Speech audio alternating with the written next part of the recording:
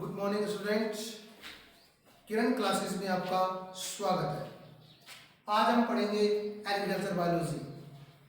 आपसे रिक्वेस्ट करना चाहूँगा कि यदि आपको मेरा वीडियो पहले आपने देखा हो तो ज़्यादा से ज़्यादा सब्सक्राइब करें, लाइक करें, शेयर करें, हो सके तो फेसबुक पर शेयर करें ताकि ज़्यादा से ज़्यादा स्टूडेंट तक जानकारी पहुँच पाए और वो जान पाए कि किस प्रकार इस कोरोना जैसी महामारी के चलते हम अपनी पढ़ाई को सुचारू रूप से चालू रख सकें।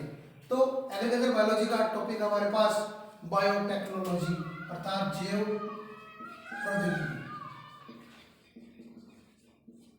बायोटेक्नोलॉजी,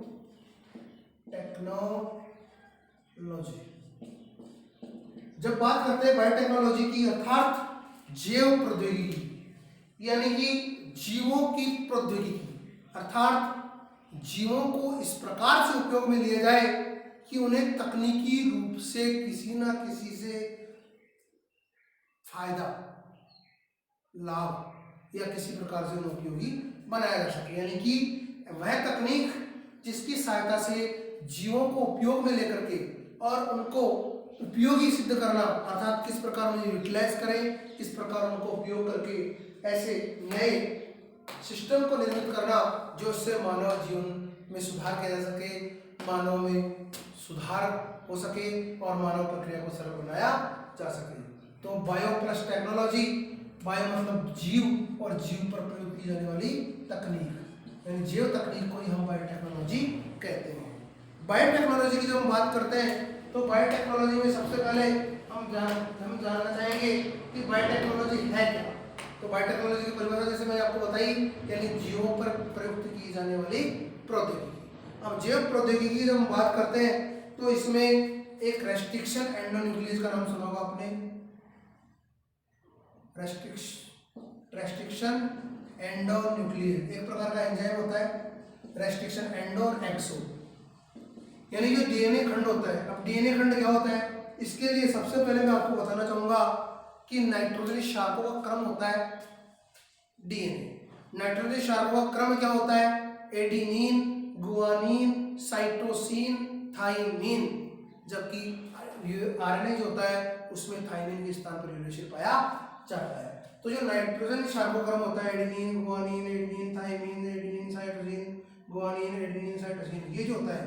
अब इसमें कई ट्रिपल बॉन्ड होते हैं, कई द्विबंध, और इसका विस्तृत अध्ययन हम तब पढ़ेंगे जब हम बड़ी क्लासेस में जाएंगे, लेकिन ब्रीफ में हम समझ सकते हैं कि यहाँ पर नाइट्रोजन शाखा कितने प्रकार के, 4 प्रकार के, एडेनिन, गुआनिन, साइटोसिन, थाइमिन, जो कि डीएनए पाए जाते हैं, जबकि आरएनए में थाइमिन के स्थान पर यूरेसिल पाया जाता है।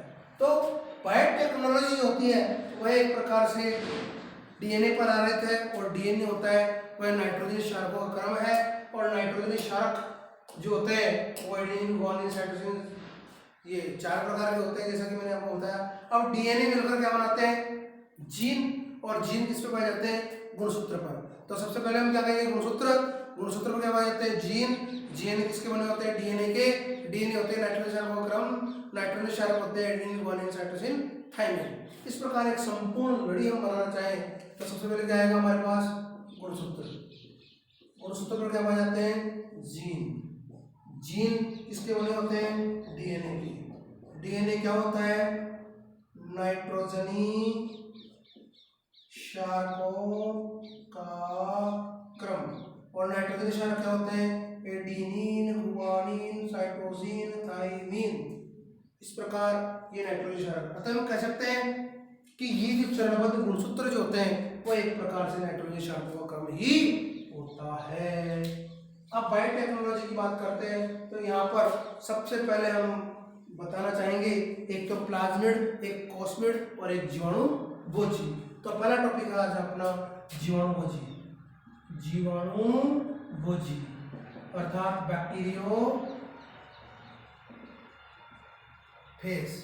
बैक्टीरियोफेज। 11th क्लास में मैंने आपको बताया था, लेकिन सॉरी वो बायोलॉजी वाली क्लास थी, एजीवालॉजी नहीं था। तो बैक्टीरियोफेज होता क्या है, तो देखो सबसे पहले हम इसकी संरचना की बात करें कि बैक्टीरियोफेज क्या होता है।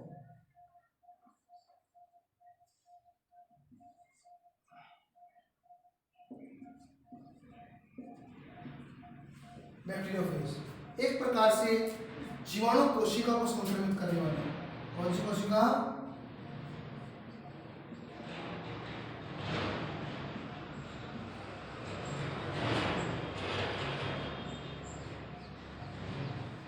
बैक्टीरियल सेल या जीवाणु कोशिका को संक्रमित करने वाले क्या कहलाते हैं? जीवाणु भोजी। जब किसी कोशिका, जैसे कोई कोशिका है और उस पर जब कोई जीवाणु भोजी आकर के बैठता है तो वो क्या करता है? अपने डीएनए को उस जीवाणु कोशिका में प्रवेश करा देता है। अतः हम कह सकते हैं कि जो जीवाणु का जो डीएनए अर्थात जीवाणु के अंदर पाया जाने वाला डीएनए होता है वह जीवाणु कोशिका में प्रवेश कर जाता है। तो इस प्रकार गुणसूत्रों का आदान प्रदान। अब होता क्या है कि दो प्रकार के, एक तो होता है राइजोजेंस और एक होता है बैसिलस तुरंजियोसिस, यानी कि बीटी। बीटी कपास का नाम आपने सुना होगा। बीटी कपास क्या होता है? ये एक प्रकार की वह संकरण तकनीक द्वारा उत्पन्न प्रजाति है जिसे रीफर्टिलाइजेशन द्वारा अर्थात संकरण द्वारा उत्पन्न किया जाता है। एक प्रकार की कपास की अर्थात रुई या कॉटन की किस्म होती है जिसे निर्मित किया जाता है। तो यहाँ पर आपका बीटी कपास। अब होता क्या है, देखिए इसके जीवाणु भोजी की संरचना की हम बात कर रहे थे। तो ये ऊपरी भाग कहलाता है इसका सिर, ये कहलाता है इसका कॉलर और ये कहलाता है इसका पुच्छ। सबसे पहले सिर की बात करते हैं तो इसका सिर होता है षटकोणीय, 1 2 3 4 5 षटकोणीय आकार का सिर होता है। अब इसमें कौन सा आवरण पाया जाता है? प्रोटीन आवरण। और प्रोटीन जो होता है वह कैप्सिड से मिलकर बना होता है। अब कैप्सिड जो होता है उसकी छोटी इकाई कहलाती है कैप्सोमियर्स। कैप्सोमियर्स यानी कैप्सोमियर कैप्सिड की एक प्रकार से इकाई होती है। कैप्सोमियर्स में मिलाती है कैप्सिड, कैप्सिड में होता है प्रोटीन। तो ये हुआ इसका शीर्ष भाग षटकोणीय होता है। फिर इसका मध्य भाग कहलाता है कॉलर। क्या कहलाता है? कॉलर। और अंत में इसमें 6 कितनी 6 पुच्छ पाई जाती है जो कि इसका नीचे वाला भाग बनाती है। ऊपरी भाग कहलाता है सिर, बीच वाला कॉलर और अंत में पुच्छ। पुच्छ के सहारे ये किसी भी जीवाणु कोशिका से आकर चिपक जाता है और चिपकने के पश्चात इसके शीर्ष भाग में स्थित जो डीएनए होता है वह जीवाणु कोशिका में प्रवेश कर जाता है। अतः इस प्रकार जीवाणु कोशिका को प्रतिकृति निर्माण में अर्थात अपनी दूसरी प्रति बनाने में प्रयुक्त किया जाता है। अर्थात हम कह सकते हैं कि ये जीवाणु कोशिका है, इसका अपना डीएनए है और जीवाणु भोजी द्वारा प्रवेश करा गया डीएनए है। अब होता क्या है, जब संयुग्मन डीएनए होता है उसमें किसी कोशिका में स्थित पूर्व डीएनए और जीवाणु भोजी द्वारा प्रवेश कराया गया डीएनए, ये दोनों आपस में संयोजित हो जाते हैं, कनेक्ट हो जाते हैं। संयोजन होने से क्या होता है कि जो पूर्व डीएनए था जो कोशिका में स्थित था उसका स्पेस अर्थात उसमें रिक्त स्थान हो जाता है और उसके स्थान पर दूसरा डीएनए जुड़ जाता है। इस प्रकार किसी जीव में डीएनए स्थानांतरित करके ऐसे जीवों को निर्मित किया जाता है जिनमें की अद्भुत क्षमता होती है। ऐसा ही आपने नाम सुना होगा डोलीवेड। डोलीवेड में भी क्या हुआ था, दात्र कोशिका, मात्र कोशिका और डोनर सेल्स, इन तीनों को मिलाकर के यानी अंड कोशिका, स्तन कोशिका, इन तीनों को मिलाकर के डोलीवेड का निर्माण किया गया था जो कि संसार की सबसे पहली जंतु क्लोन था। तो डीएनए एक प्रकार से नाइट्रोजन क्षारकों का क्रम होता है और इन नाइट्रोजन क्षारकों के क्रम को परिवर्तित करके अन्य डीएनए को जोड़ करके संयुग्मित या संयोजित डीएनए का निर्माण किया जाता है। और इस तकनीक के द्वारा ऐसे जीवों का निर्माण किया जाता है वे जीव जो कि एक अपने आप में अद्भुत क्षमता लिए होते हैं, अर्थात उनके द्वारा हमें संकरित किस्म की प्राप्ति होती है, जिसका सीधा सीधा एग्जाम्पल आपका बीटी कपास।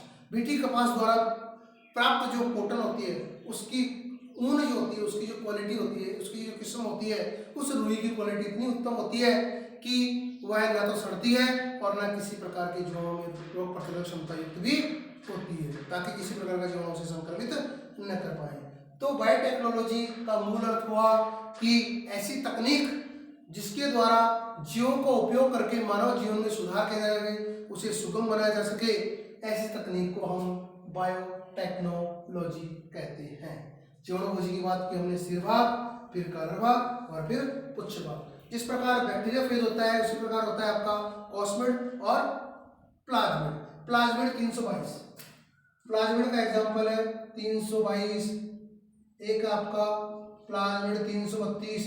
तो ये जो किस्म होती है यानी किस प्रकार किससे हमने कौन सा प्लाज्मिड प्राप्त किया उसी आधार पर इनका नामांकन किया जाता है। जीवाणुभोजी की बात करें तो इसका एग्जांपल आपका लैम्डा जीवाणुभोजी। लास्ट ईयर भी एग्जाम में पूछा गया था कि ऐसा कौन सा जीवाणुभोजी है जो जीवाणुभोजी का प्रकार जो कि जीवाणु कोशिकाओं को संक्रमित करता है, तो उसका एग्जांपल यहाँ पर होता है लैम्डा जीवाणुभोजी। अब रोग प्रतिरोधक क्षमता उत्पन्न करना, बायोटेक्नोलॉजी। बायोटेक्नोलॉजी के कार्य क्या है? सबसे पहले तो जीवों को उपयोग में लेना, दूसरा ऐसी किस्मों को तैयार करना जिससे मानव जीवन सुगम बन सके, तीसरा नई नई किस्मों को उत्पन्न करना, चौथा संकरण उत्पन्न करना, पांचवा अधिक चारा देने वाले किस्मों का निर्माण करना, छठवां कम जगह में अधिक उत्पादन करना। इस प्रकार बायोटेक्नोलॉजी से हमें बहुत सारे लाभ भी होते हैं। Thank you so much.